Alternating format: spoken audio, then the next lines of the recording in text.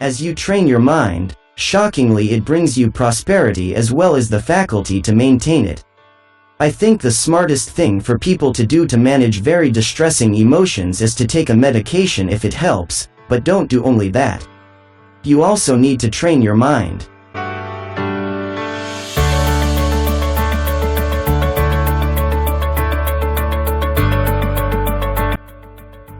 But it is your mind, rather than circumstances themselves, that determines the quality of your life. Your mind is the basis of everything you experience and of every contribution you make to the lives of others. Given this fact, it makes sense to train it. The mind reflects the world, and the world reflects the mind.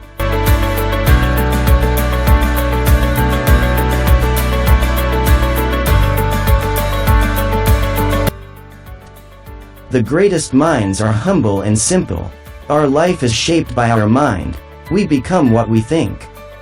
Joy follows a pure thought like a shadow that never leaves. We say that we want peace of mind, but what we really want is peace from mind. The modern mind is overstimulated and the modern body is understimulated and overfed.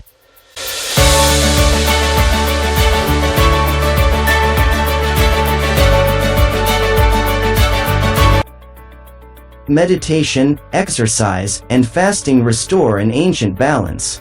Few men come to realize that their entire life has been lived inside their mind. If you want power, control the narrative in other people's head. If you seek happiness, control the narrative in your own head.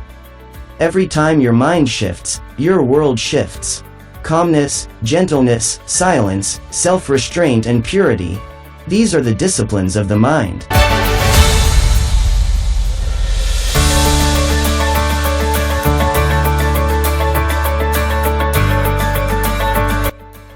A mind that is full of conclusions is a dead mind. A living mind is a free mind, learning, never concluding. To keep the body in good health is a duty, otherwise we shall not be able to keep our mind strong and clear.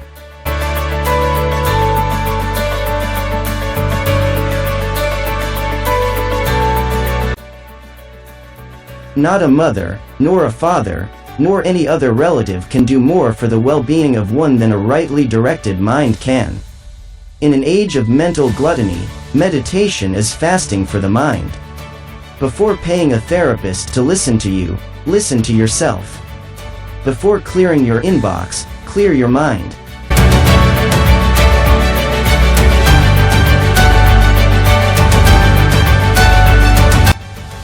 Your mind is an ever-producing thought machine. The world is an ever-producing noise machine. The older I get, the more I realize that success just means peace from both. Emancipate yourself from mental slavery. None but ourselves can free our minds.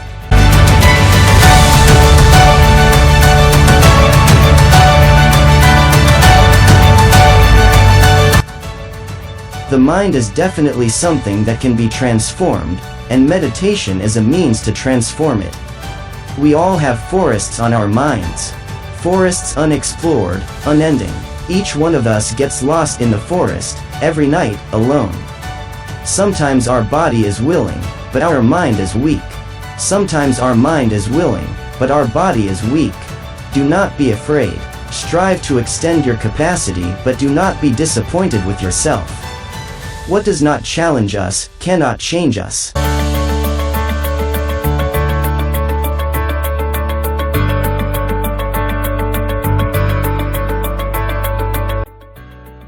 If you try to learn with your intellect, it is more difficult to absorb the teachings on a deep level. The mind looks at something and says, I don't want that, I want this instead. But as you simply continue to train, something changes. What changes is deeper than your intellectual knowledge, deeper than mind or heart.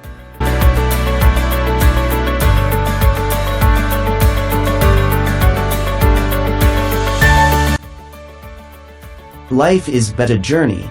If relationship and money are the passengers of that very train leading towards your destination, one thing to be kept in mind: as former is far superior to achieve than the latter.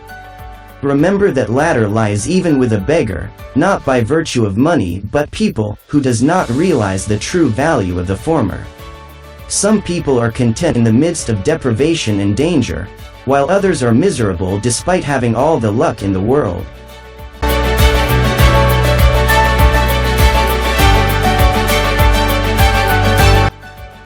This is not to say that external circumstances do not matter, but it is your mind, rather than circumstances themselves, that determines the quality of your life. Your mind is the basis of everything you experience and of every contribution you make to the lives of others. Given this fact, it makes sense to train it.